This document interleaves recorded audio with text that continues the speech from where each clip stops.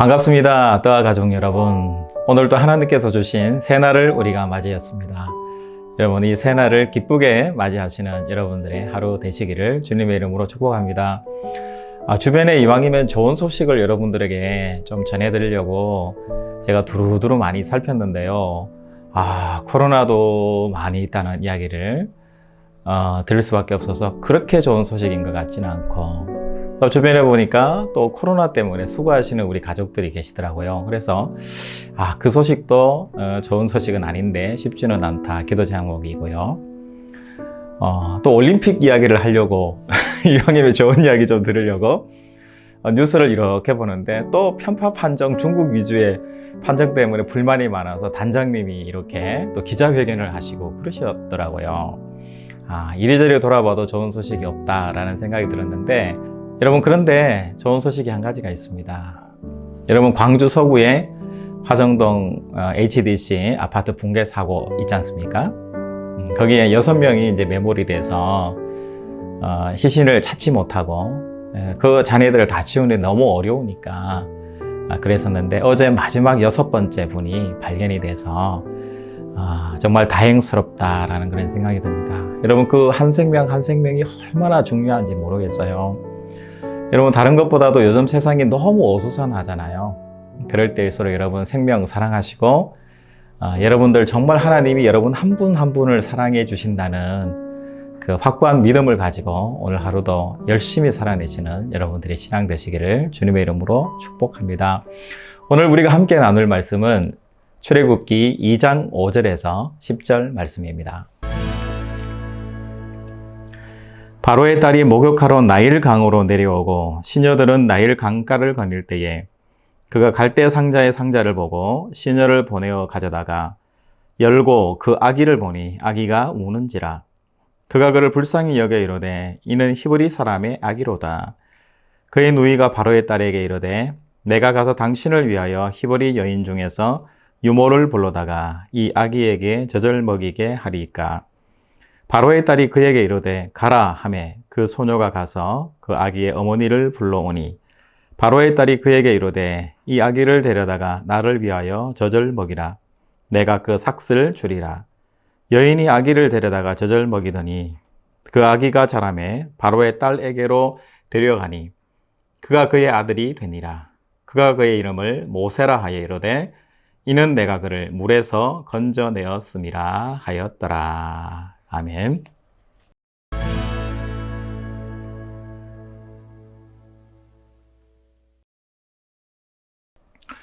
오늘은 정직이라는 주제로 하나님 말씀을 함께 나누어 보려고 합니다. 여러분, 어제도 잠깐 말씀드렸지만 이 하나님의 구원의 사역과 역사에 있어서 정말 이 약자들을 통해서 역사하시는 하나님의 놀라운 섭리를 우리가 깨달을 수 있습니다.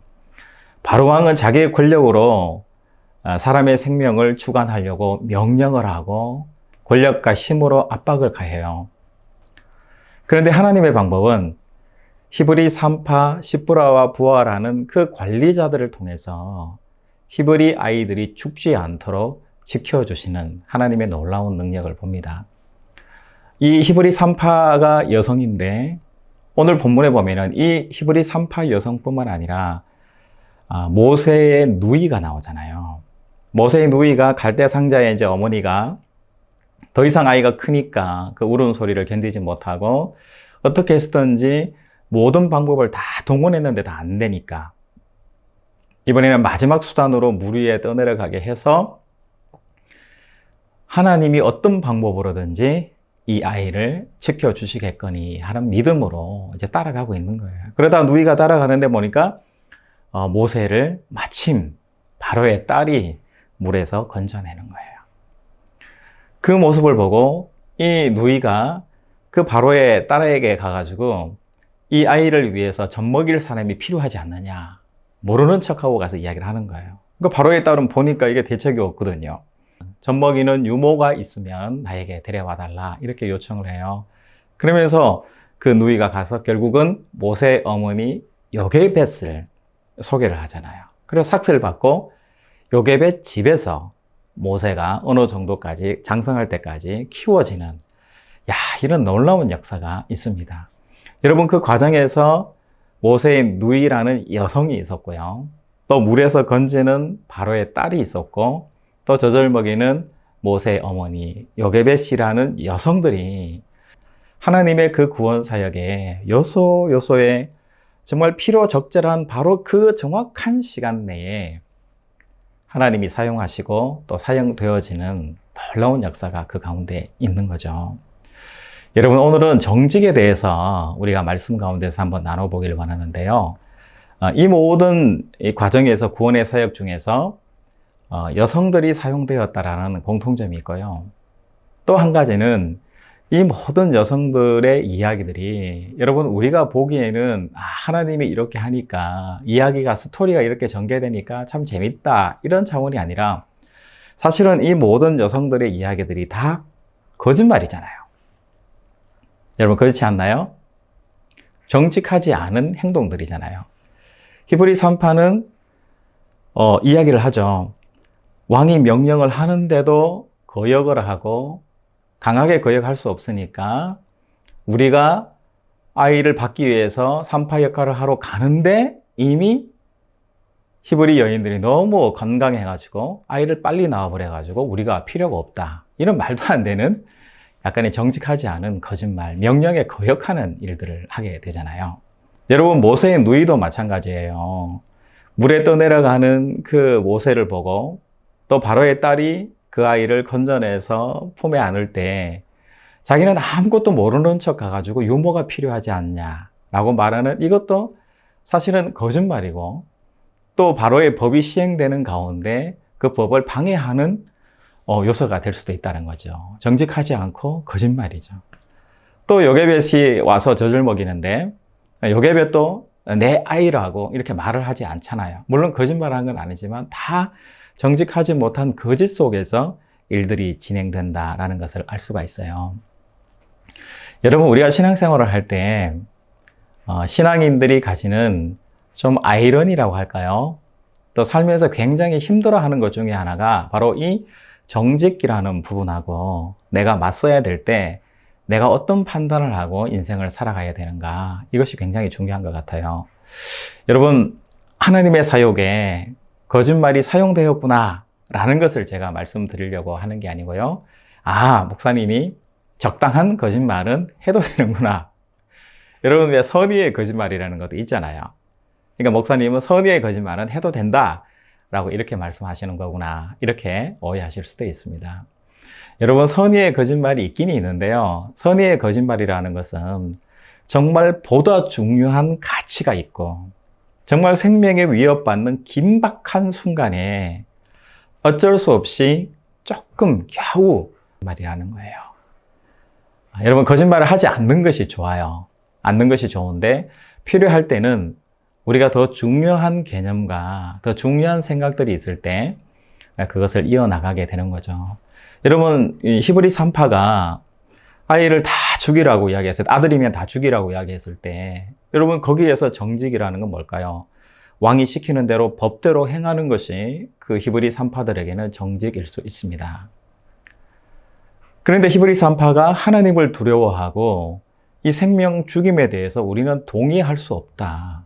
여러분 그렇지 않아요? 히브리 3파라는 사람들이 무엇을 중요하게 생각하는 사람이에요? 생명을 받아내는 사람이잖아요. 그들은 산모가 죽지 않고 아이를 귀하게 잘 받아내서 산모와 아이가 건강한 것을 위해서 그것이 사명으로 사는 사람이 바로 3파잖아요. 그런데 왕이 그런 명령을 했을 때 생명보다 이 명령이 더 중요하지 않은 거가 되는 거죠.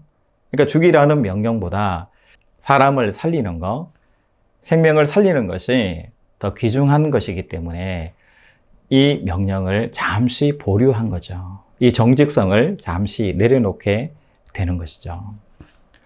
여러분 요게벳도 마찬가지고 모세의 누이도 마찬가지예요. 그러니까 모세라는 이 귀한 생명을 내가 살려야 되겠고 너무나 긴박하고 너무나 소중하고 너무나 중요한 일이기 때문에 잠시 거짓된 행동을 하고 거짓된 말을 하고 굳이 말을 하지 않으므로 이 생명을 구원하는 자리로 가게 되는 우리의 여성들의 모습을 우리가 보게 되는 것 같아요. 여러분, 우리가 살아갈 때 거짓말을 많이 하잖아요. 어떤 학자는 이야기하기를 우리가 10마디 중에 거의 절반 가까이는 거짓말이다. 이렇게까지 이야기하는 학자들이 많습니다. 여러분, 열왕기상 3장에 보면 솔로몬의 그 유명한 재판 이야기가 나옵니다. 두 여자가 서로 자기 아이라고 우기는 거예요. 그럴 때 마지막에 솔로몬이 그럼 아이를 반 나눠서 각각 반씩 주라고, 해결되지 않으니까 그렇게 하라고 명령을 내리잖아요. 그럴 때 그 아이의 엄마, 친모가 어떻게 합니까? 그 아이는 내 아이가 아니라고, 저 여자의 아이라고, 저 여자에게 저 아이를 주라고 이렇게 말하잖아요. 여러분, 사실이 아니죠? 거짓말이잖아요. 그런데 이 거짓말이 결국 그 아이를 살리게 되잖아요. 여러분, 제가 무슨 이야기를 하려고 할까요? 여러분, 우리의 삶의 많은 자리에서 우리가 생각하는 정직이라는 것에 대해서, 옳음이라는 것에 대해서 한 번쯤 생각하면서 우리의 인생을 살아가야 된다라는 거예요. 우리는 이렇게 생각하잖아요. 나는 법에 맞췄어. 그게 전통이야. 그게 해오던 거야. 이게 맞아. 라고 생각하면서 자기 확신에 빠져서 살아가는 사람들을 의외로 많이 보게 돼요. 그리고 기독교인들이 많이 열려 있어야 되는데 생각보다 많이 닫혀 있고 굉장히 보수적이라는 것을 우리가 좀 알고 있기도 하잖아요. 단적인 예로 여러분, 신약 성경 사도행전에 사울이라는 바울을 여러분 한번 바라보세요. 유대 사회에서 많은 공부를 했고 박사 학위를 가진 그런 사람이잖아요. 장래가 촉망이 되고 그 유대 사회에서 높은 자리까지 올라갈 수 있는 그런 위치에 있는 사람이었어요. 그런데 이 사람이 나서서 자기의 모든 재산과 자기의 모든 학식과 자기의 모든 정성을 다해서, 열정을 다해서 그리스도인들을 핍박하는 자리로 가게 되잖아요. 그게 옳고 그게 자기 삶에서 정직한 거라고 이 사울은 깨닫고 있었고 생각하고 있었던 거죠. 여러분, 우리 삶이 이 사울과 같은 이런 바리새적인 삶을 우리가 살고 있지는 않은지 오늘 하루 우리 자신들을 한번 돌아보면 좋겠다라는 생각이 듭니다. 여러분, 우리 삶에서 우리가 알고 있는 이 지식보다 더 훌륭한 지식이 많거든요. 여러분, 우리가 정말 중요하게 생각하는 이 정직이라는 이 단어보다 더 위에 있는 것이 진리고요. 정직보다 더 우선돼야 되는 것이 긍휼이고요. 또 정직보다 더 우선돼야 되는 것이 바로 생명의 가치예요. 이런 정직보다도 더 훌륭한 가치들과 이 정직이 부딪힐 때 우리는 무엇을 선택하는 것이 맞을까요? 잠시 정직이라는 것을, 내가 중요하게 생각하는 가치인 이 정직을 내려놓고 더 중요한 긍휼과 생명의 가치에 내 자신을 헌신하는 것이 우리 삶에서 굉장히 중요하다는 거예요. 여러분, 여기에서는 정직이라고 이야기를 했는데 히브리어 언어상에 이렇게 보면 이 정직이라는 것이 자기의 고정관념과 자기의 가치거든요. 그러니까 사람은 다 되는데 내가 안 된다고 생각하는 이 적정선이라는 것이 있어요. 이것이 자기의 정직이라고 생각하고 있잖아요. 그래서 여러분들이 가지고 있는 이 고정관념들을 좀 내려놓고 하나님이 바라보는 그 시선으로 바라보면 하나님이 무엇을 원하고 계신지를 잘 바라볼 수 있는 거죠. 여러분, 신약 성경에 여러분들이 잘 아시는 선한 사마리아 사람 비유가 있습니다. 레위인도 가고 거기에 제사장들도 가잖아요. 그런데 레위인과 제사장은 그 강도 만난 사람을 구원해 주지를 못해요. 왜 그럴까요? 자기 안에 도덕성이 있는 거예요. 자기 안에 정직성이 있고 자기 안에 어떤 사람은 구원해도 되고 어떤 사람은 하면은 안 돼. 어떤 사람은 구원하면 내가 손해봐 라는 분명한 자기 기준이라는 것을 가지고 있는 거죠. 그런데 하나님은 사람에 대한 관심과 사랑과 긍휼의 마음이 더 중요한 가치가 돼야 되고 종교인의 가치가 돼야 된다라는 것을 말씀하시잖아요. 참 인간은 긍휼의 마음이 있는 사람이 정말 참 인간이다. 정말 곧 죽을 것 같은 그 사람을 어떤 것이 문제가 되는 것이 아니라 구원해 줄 수 있는 그 마음을 가진 사람이 바로 하늘의 사람이고 바로 긍휼의 사람이고 하나님이 원하시는 진정한 사랑의 핵심이다. 이렇게 선한 사마리아 비유에서 우리 주님께서 말씀해 주신 거죠. 여러분, 오늘 하루를 살아갈 때 여러분 자신들을 한번 잘 묵상해보고 돌아보는 여러분들이 됐으면 좋겠습니다. 그래서 내가 이것이 정말 중요한 가치야, 이것이 정직이야, 이게 법이야, 이대로 살아야 돼 라고 생각하는 것들이 어떤 것들이 있는지 한번 생각해 보시고, 나는 이 기준에서 벗어나면 해결이 안 돼, 나는 극복이 안 돼, 나는 극복이 안 되기 때문에 나는 안 돼, 이런 생각을 잠시 좀 뒤로 내려놓으시고, 말씀이 우리에게, 성경이 우리에게 무엇에 집중하라고 말씀하시는지를 좀 생각해보고 또 바라볼 수 있는 이 하루가 됐으면 좋겠다라는 생각이 있습니다. 여러분, 현실에서 우리가 한번 바라보면 올해부터 법이 개정된 법이 있는데요. 교통법 중에서 교차로나 우회전 차가 무조건 횡단보도가 있든 없든지 간에 한번 멈추고 가야 돼요. 멈추지 않으면 이제 범칙금을 물게 되는 그런 법이 개정이 됐더라고요. 여러분, 저는 너무 잘 됐다라는 생각이 들어요. 그동안에는 차 우선이에요. 편리 우선이에요. 도로는 차의 편리를 위해서 만들어진 것이다, 이런 해석을 많이 했거든요. 그러다 이제부터는 사람이 더 중요하기 때문에 사람 우선, 생명 우선의 가치가 그 법 정신 속에 묻어 있는 거죠. 아무리 내가 바빠도, 아무리 내가 어떤 주장을 하더라도 사람이 더 중요하고 안전이 더 중요하다는 그런 방법으로 생명 가치 우선으로 모든 법이 바뀌어져 가는 거죠. 여러분, 이렇게 내 삶에서 생명의 가치를 중요하게 생각하고 사람의 안전을 중요하게 생각하고 사람을 귀하게 여기는 것이 여러분 21세기의 유행이에요. 이것이 결국은 또한 성경의 뜻입니다.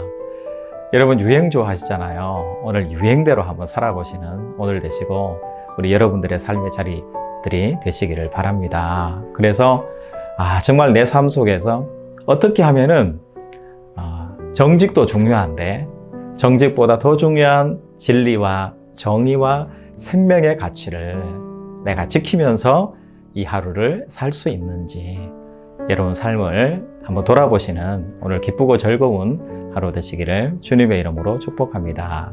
기도하겠습니다. 하나님, 우리 안에는 사그라들지 않는 고정된 개념들이 많이 있습니다.